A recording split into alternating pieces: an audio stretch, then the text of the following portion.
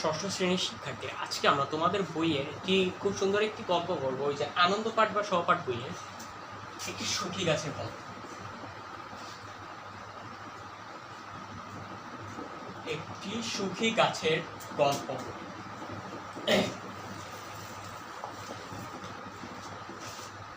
এই গল্পটা লিখছে সিলভারস্টাইন।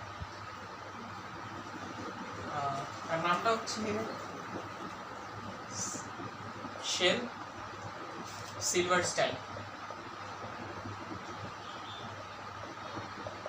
আর এটাকে করছে, ট্রান্সলেট করছে। এটা একটা বিদেশি গল্প ছিল, এটাকে ট্রান্সলেট করছে জিএইচ হাবিব বাঙালি একজন।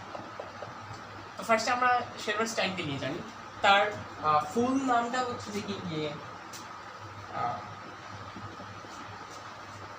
Sheldon Alan সিলভারস্টাইন। আমেরিকার শিকাগোতে তিনি 1930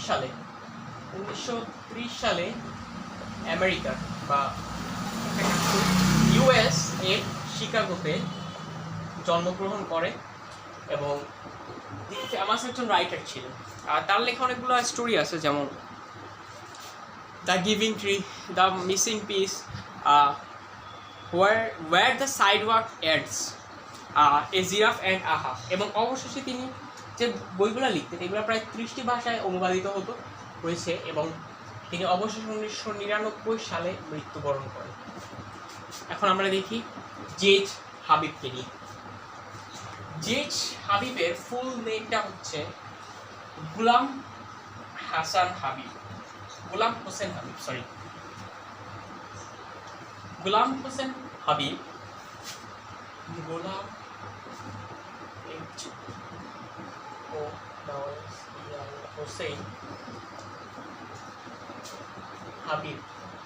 তিনি 1967 সালে ব্রাহ্মণবাড়িয়া জন্মগ্রহণ করেন এবং তিনি চট্টগ্রাম ইউনিভার্সিটি বা সিইউ একজন প্রফেসর ছিলেন। তিনি অনেকগুলো বই, বিদেশি বইগুলো ট্রান্সলেট করছেন, যেমন গ্যাব্রিয়েল গার্সিয়া মার্কেসের নিঃসঙ্গতার 100 বছর, ইয়াস্তেন গার্ডারের সোফিয়ার জগৎ, আমস টুটুওয়ালার তারিখ, এগুলো। ওকে, এখন আসো আমরা এই গল্পে কি লেখা আছে, একটি সুখী গাছের গল্প, ওইটা দেখি। একটি সুখী গাছের গল্প। এটা শেল সিলভারস্টাইনের দ্য গিভিং ট্রি নামে একটা শুনলাম আমরা। দ্য গিভিং ট্রি, এটা হচ্ছে ওই গল্পটারই অনুবাদ বই। এই গল্পে একটা আম গাছ থাকে,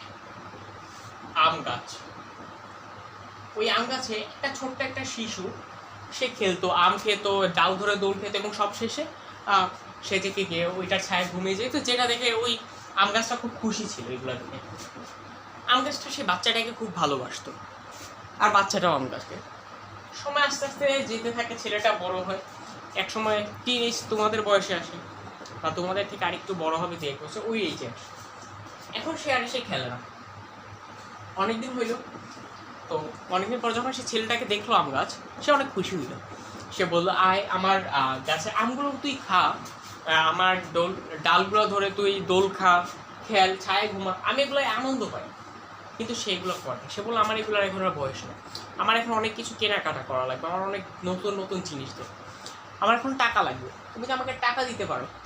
সে বললো, আমার কাছে তো টাকা নাই, কিন্তু তুই একটা কাজ কর, আমার কাছে যে আমগুলো আছে তুই সে আমগুলো বিক্রি করে ফেল, তুই এটাতে টাকা পাবি, তারপর তোর মন অনুযায়ী খরচ করিস। ছেলেটা তাই করে, সে তার সব আম পেরে নেয়, কিন্তু এতেও গাছের কোনো কষ্ট হয় না, গাছ আরও খুশি হয় গাছটা। তারপরে সে চলে যায় আবার স্বার্থপরের মতো, আর ফিরে আসে।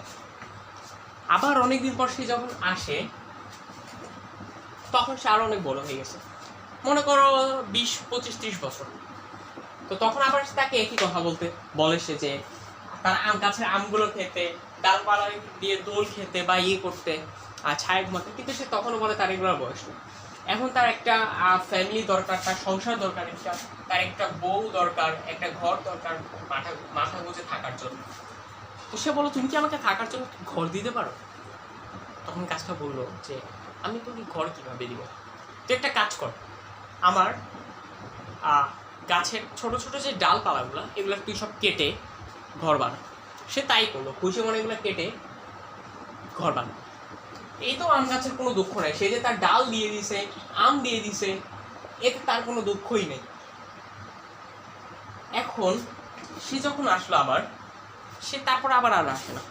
অনেকদিন পর যখন আসে তখন সে প্রায় একজন বয়স্ক লোক হয়ে গেছে, পুরোপুরি বৃদ্ধ হয়নি, বয়স্ক।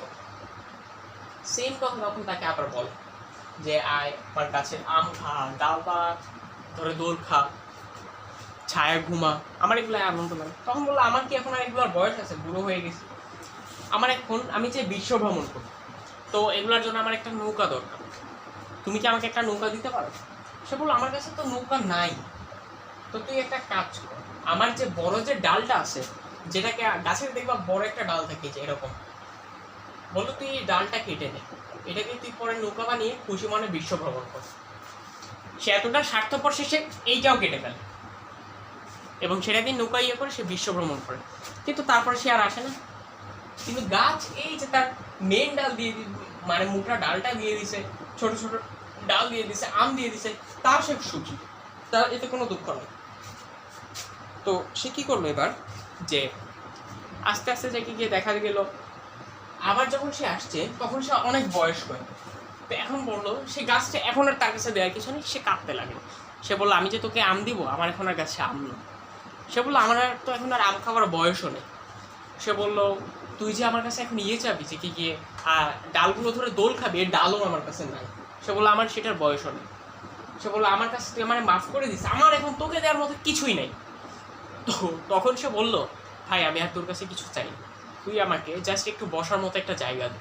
তো তখন গাছটা তো সে কেটে ফেলছে, তখন গাছটা জাস্ট কেমন একটা অংশ ছিল, জাস্ট গুড়িটা।